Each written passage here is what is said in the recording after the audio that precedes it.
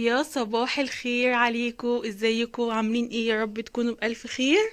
النهارده هعمل روتين من اول اليوم لاخره، وحبيت اول حاجه نبتديها بصباح الخير كده، ونشوف ايه اخبار الجو عندنا. الجو شتوي جدا جدا جدا جدا، والناس كلها مشتيه، والزرع الاخضر لسه ما وقعش. حبيت اوريكم الصبح كده، واول مره اعمل روتين كده باللي انا عايزه اعمله النهارده يعني، ويا رب ينجح. والزراعات بتاعتي بصوا بدأوا يعملوا ايه. لسه الفلفل. سامحوني على الصبح كده صوتي محشرج. لسه الفلفل هو اللي باقي على قيد الحياة. بس كده يلا بقى نقفل ونشوف هنبتدي اليوم بتاعنا ازاي. ويا رب بقى انواع الروتينات دي تعجبكم. يلا. انا بس كل اللي قمت عملته حضرت البيت مكركب عادي، هروقه معاكم النهارده برضو. اني حضرت الليله الاكل، وبتتفرج على التلفزيون وهي بتفطر. دلوقتي بقى انا هخش اعمل الفطار بتاعي، واصبح عليكم في المرآة كده. ازيكم؟ هخش اعمل الفطار بتاعي. بس عندي مواعين في المطبخ هنا بتاعت فطار ليلى وبتاع، وانا هعمل الفطار بتاعي هنا. ويا رب يا رب يكون فيديو موفق واعرف اعمل روتين، لاني انا خايبه في فيديوهات الروتين، ما بعرفش اعملها خالص. بعرف اعملها من غير ما يكون في تصوير عليا وكده. بس نبتدي مع بعض ونجرب تجربه مع بعض، وان شاء الله تعجبكم. ويلا بينا. اول حاجه هنحتاجها الجبنه الشيدر دي، وهناخد الزيتون وال الفوم اللي هو التركي المدخن. بس كده. وعندنا ايه التوست هناك اهو. وبرده ناخد اللبن بالمره، ونشوف هنكمل هنعمل ايه بقى. انا اصلا عايزه اقول لكم اللي بعمله لكم دلوقتي ده انا بعمله كل يوم لنفسي، يعني انا كل يوم بعمل كده. ان حسين مش معانا النهارده، ده روتين كده بدون زوج النهارده، عشان كده. عشان كده قلقانه ان اعرف اعمله، عشان ليلى هتضايقني مش عارفه بقى، فهجرب يعني. بس هحط بقى، هقول لكم الحاجات اللي بعملها انا كل يوم لنفسي. وليلى جت، وليلى شرفت، ليلى شرفت. نو نو نو نو. بتقول لكم نو نو. بس دور دور.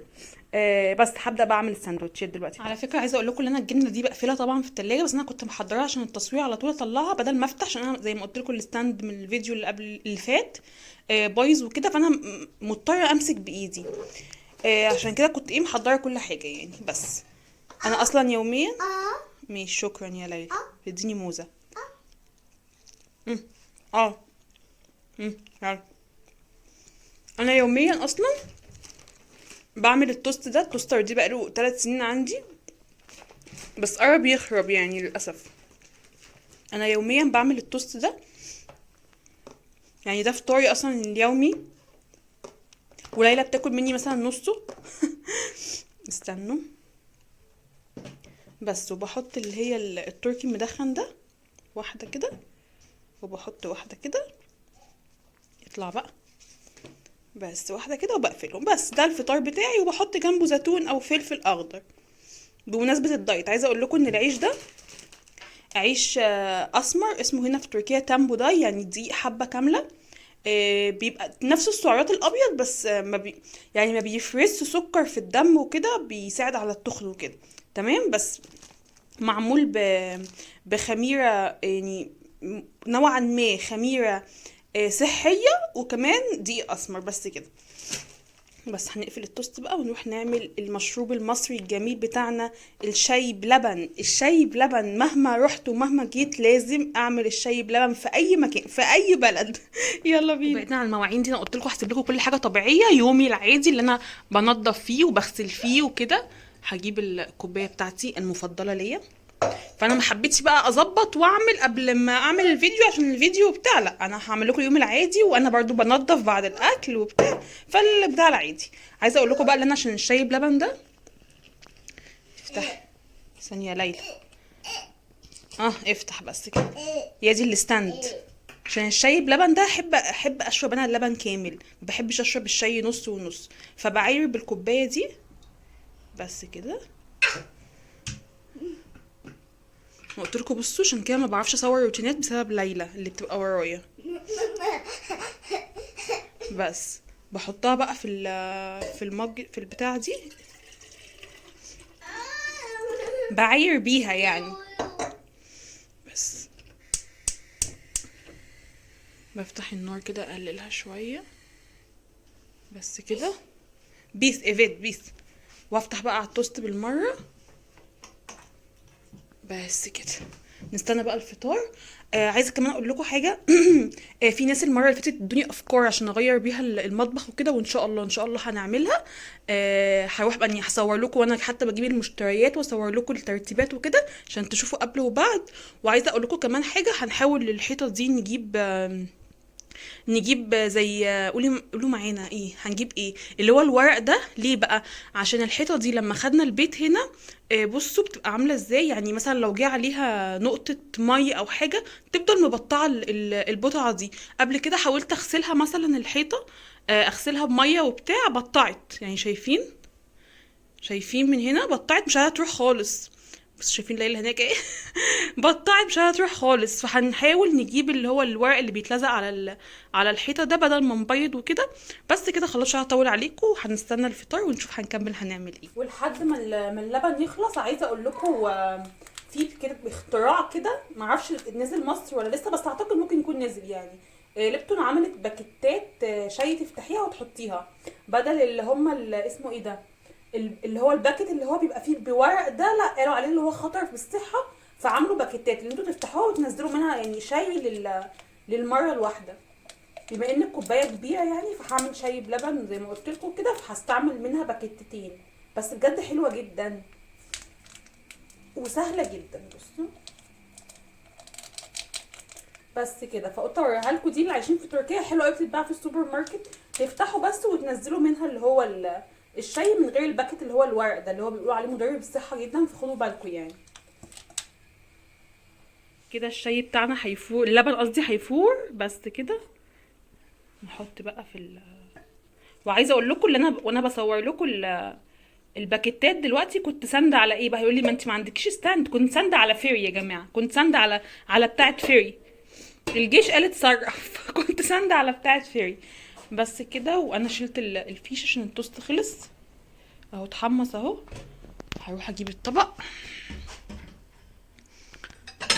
احنا بنتصرف والله الشوت طلع حلو، عايزه اقول لكم يعني ما طلعش وحش. فيري ساعدني، اكني بعمل لهم اعلان، والله اعلان فيري. اوف. هاخد على ده واحط شويه زيتون جنبه. فين الزيتون؟ اهو. هفتح علبة الزيتون واحطها جنبه بس كده. ده الفطار بتاعي بس أنا. خلاص خلصت وحضرت الفطار زي ما حضرته معاكم من الاول. وبحب احط زيتون. الفلفل الاخضر نفسي مش جايه عليه خالص. وعملت الشاي بلبن اهو، اتعمل بفوم الحمد لله من غير ما اعمل اي حاجه. بس كده هخش بقى الاوضه. وبحب اتفرج على مسلسل، تعالوا اوريهولكم مسلسل ايه. بتفرج على مسلسل ده اسمه ايجار قديم. بحب اتفرج عليه الفطار وحلو. انا اصلا بحب الشريف منير ده جدا، وبحب صلاح عبد الله جدا جدا. بصوا انا قلت لكم. هتفرج على المسلسل ده وهستنى بقى ليلى لما تنام عشان اروق المنظر اللي انتوا شايفينه ده، عشان لسه هتقعد تلعب وبتاع، فما ينفعش اروق وهي تلعب وتبوظ تاني. لا هي هتفرج انا على المسلسل ده وافطر الفطار اهو، حطه فوق اهو، وتنام بقى ونكمل يومنا مع بعض ونتفرج بقى على المسلسل بتاع ايجار قديم. بتتابعوه ولا لا؟ قولولي. وبس يلا نكمل بقى يومنا مع بعض.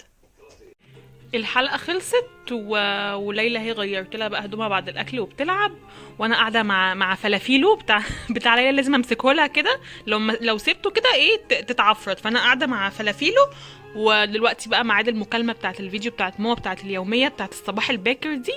وشويه وهخلص ليلى واكمل لكم فيديو روتين ان شاء الله. تعالى اقول لهم باي باي يا فلافيلو. الحمد لله بعد عناء دام ساعه ونص بنيمها قفلنا الباب. وتعالوا شايفين المنظر؟ كل ده ليلى بتلعب فيه وبتفضل تطلع المخدات دي وتنزلها وتعملها، عشان كده بستناها لما تنام. وهروق كل المنظر ده. هطلع اسمه ايه ده، مفارش جديدة للانتريه هنا، لان دي ليلى وقعت عليها القهوة الصبح. وهشيل المكعبات وهشيل الحاجات من فوق واخلص كل الموال ده وارجع لكم تاني. تاتا. خلصت خلاص، روقت وخلصت. حطيت لعب ليلى هناك عشان لما تقوم تلعب بيها. عايزه اوريكم كمان العروسه دي. تعالي. العروسة دي عاملاها اخت جوزي الليلة، هي اللي عاملاها يعني بكل تفاصيلها دي. شايفين هي اللي عاملة كل ده، وكان ليها شوز بس ليلى معرفش ودته فين. بصوا هي اللي عاملاها، بتعرف تعمل الحاجات دي اصلا. بس اقعدي هنا. عايزه اقول لكم كمان ما لقيتش الكفر ده كان بيتغسل، لقيته في الغسالة لسه، فحطيت واحد تاني بامبي. وكمان حطيت دول هنا اصلا موجودين يعني ظبطتهم، كنت جايباهم من مصر الدانتيل. دول شايفين، دول كنت جايباهم من مصر، ودول جايباهم من تركيا عادي. بس كده خلاص ظبطت وشلت كل الحاجات اللي كانت فوق هنا. كل ده راح فين؟ نقفل بقى النور هنا. كل ده راح فين؟ راح في المطبخ. الحاجات دي كلها هقف اغسلها. غسالة الاطباق فيها حاجات، مفروض يعني فيها حاجات، شايفين فيها حاجات، فمفروض هشيلها واحط دول بدلها. وكمان عندي حاجات هحطها في الغسالة. الغسالة مليانة شوية، يعني ناقصلها حوالي مثلا نص كيلو ولا بتاع كده، هحط فيها دول. وهظبط المطبخ واروقه وارجع لكم تاني عشان هشارك معاكم الاكل بتاع النهارده ايه اللي هو هعمله. هظبط الدنيا هنا. يلا. عايزه اقول لكم حاجه، غساله الاطباق هنا في تركيا مش من الرفاهيات ولكنها من الضروريات جدا. يعني اي عريس بيجهز لازم تبقى في البيت. حتى هنا في البيوت بيعملوا لها مكان، يعني اي مطبخ في تركيا في مكان لغساله الاطباق، بيبقى في مكان للغساله العاديه كمان. يعني اي مطبخ لازم تخشوه هنا لازم يبقى في مكان لغسالة الأطباق. يعني هي مش حاجة يعني مزيد من العيشة الرفاهية، ولكنها حاجات من الضروريات. هنا بيعتبروها حاجة أساسية بسبب العزومات هنا كتير، بسبب الخبز والحاجات دي، فما ينفعش يقعدوا يغسلوا حاجات يعني وقت طويل عريض، فبيجيبوا غسالة الأطباق. فأنا بعمل إيه بقى؟ بمسك أشطف الحاجات دي واحطها، يعني اشطف واحط. ما ينفعش نحط فيها حاجات مش مغسوله عشان ما تسدش وكده.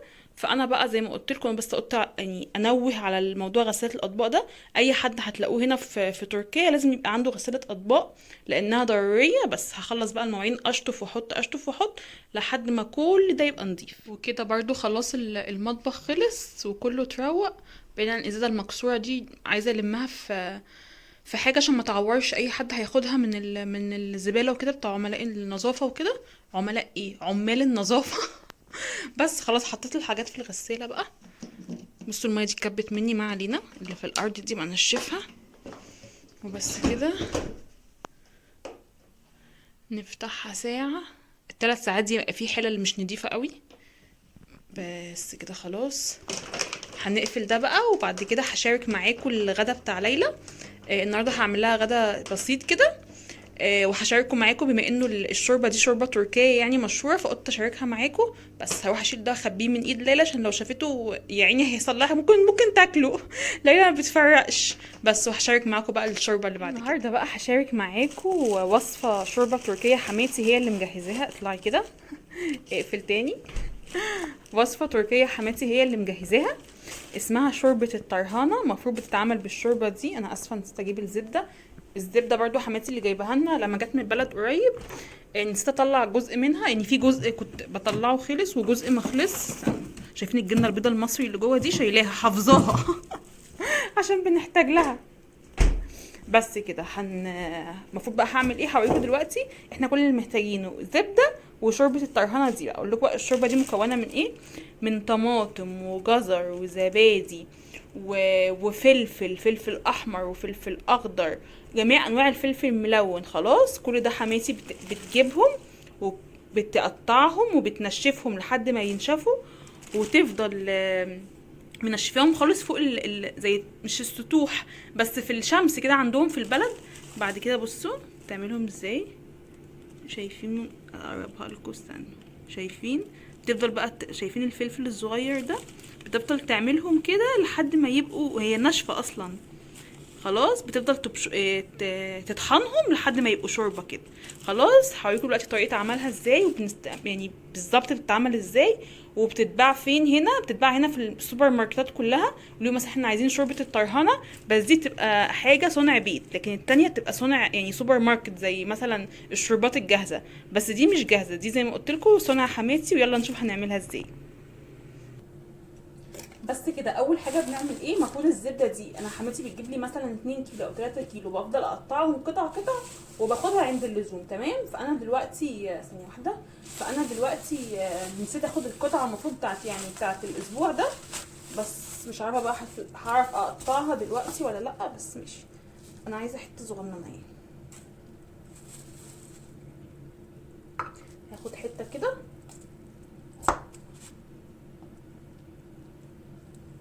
بس كده، حته صغيره اشيل دي. بعد كده اجيب الطرهانه دي اخد منها 3 معالق. تمام، يعني بما يعادل 3 معالق. ادي 1 2 3. لو عايزين اقول لكم ازاي تتعمل الطرهانه دي في البيت قولوا لي واخلي حماتي تعملها لكم. خلاص، نشيل الشوربه دي ونروح نجيب كوبايه ميه. خلاص، جبنا كوبايه الميه، بنحطها بقى كده على ال3 معالق دول، المقدار ده بتاع الكوبايه كامله، يعني الكوبايه اللي هي 240 مللي كامله دي، ونحطها على نار هاديه. بصوا نفضل نقلب. انا هعمل لكم الكاميرا دلوقتي عليها عشان تشوفوها بتبقى عامله ازاي.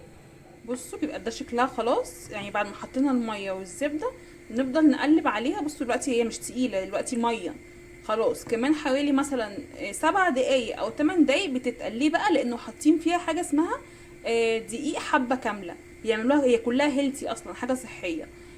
الدقيق الحبه الكامله ده بيلحلحها زي ما تعملوا مثلا البشاميل كده مع الزبده، بتلاقوه تقل، فاهمين؟ فدلوقتي الدقيق اللي هو الحبه الكامله مع كل الحاجات دي هيتقلوا الطرهانه، ولما تتقل هوريها لكم. دلوقتي بقى ننضف المكان قبل ما نقدمها للست ليلوش اللي لسه ما صحيتش دي.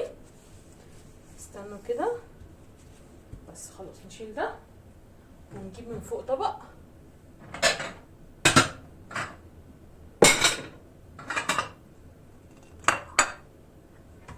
استنوا بصوا،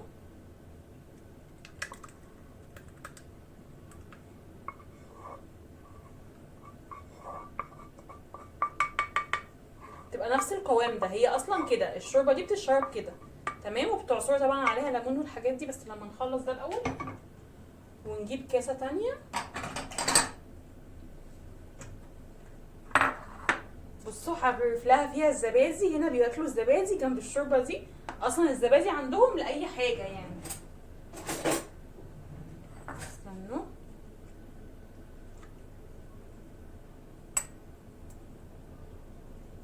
بشيلها القشطه من فوق الزبادي عشان هي ما بتحبش القشطه اللي على الزبادي، بيخليها يعني نفسها مش حلوه هي بتاكل يعني. بس كده انزلي بس، خلاص نقفل ده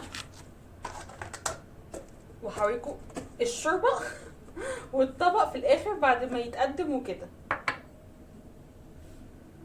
وبس كده خلاص. المفروض تحط عليها شويه زعتر، بس ليلى ما بتحبش الزعتر فمش هحطلها عليها. وعصرت عليها ليمون، وبتتقدم جنب كاسه الزبادي والعيش المحمص، بس محمصتلهاش عشان هي بتطلع ضرس وكده فمش هتعرف تتك عليه كويس. بس هستناها بقى لما تصحى.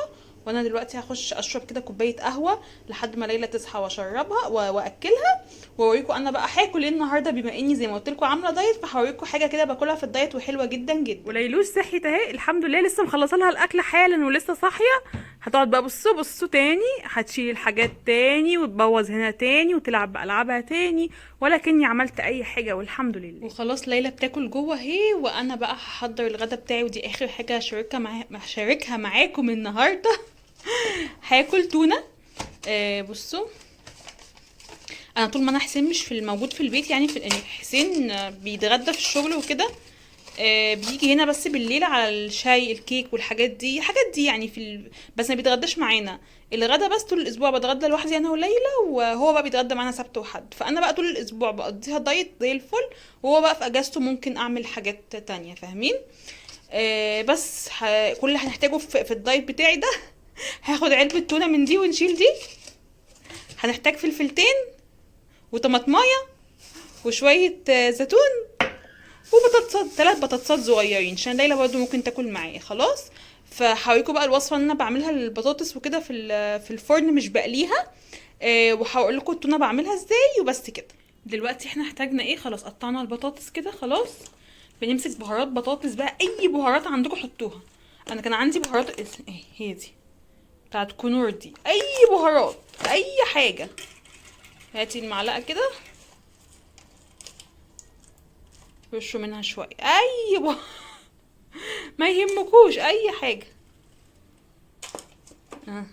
رش ما تحرموش نفسكم. وناخد شويه ملح، رش شويه ملح. عندنا هنا ايه كمان؟ الكاري ده الكاري رشوا كاري، ما تحرموش نفسكم والله، اكنها بتاعت بره واكنها تبقى مقليه كمان. خلاص هنفضل بقى ايه نعملها في بعضها كده، ونحط معلقه زيت فقط لا غير، معلقه واحده بس فقط لا غير، وناخدها ونحطها ايه على ورق الزبده ده. بس كده خلاص البطاطس خلصت. هي مش محروقه، لا دي البتاع اللي تحت دي اللي هي الورق الزبده ده هو اللي اتغير لونه كده. وعملت اهو طبق التونه اهو. حطيت كمان كابوتشا، حته كابوتشا اللي هو الخس كده كمان مع الزيتون والطماطم، وحطيت ليمون عشان اعصرها. بس هحط بقى البطاطس جنبها كده واوريكم بقى في الشكل النهائي. وبس كده خلاص الاكل خلص. بصوا البطاطس عامله ازاي، ما فيهاش غير معلقه زيت واحده بس. انا عندي اللي هي القلايه الكهربائيه بس بحب طعم البطاطس في الفرن احسن. بس كده هخش بقى خلاص، اليوم بتاعنا خلص. وهكمل المسلسل تاني. انا بتفرج عليه من على النت وكده، فبتفرج على حلقتين في اليوم. وبصوا الاوضه اللي كانت متروقه، بصوا حصل فيها ايه. بس كده خلاص هحطها بقى على السفره اللي باظت، اللي انا كنت مروقاها معاكم الصبح. هروقها تاني، هحط الاكل واروقها تاني. وبجد بجد يا رب يكون الفيديو روتين ده عجبكم، وان شاء الله اشوفكم في فيديوهات روتينات كتير الشهر ده. واشوفكم في فيديو جديد، وباي باي.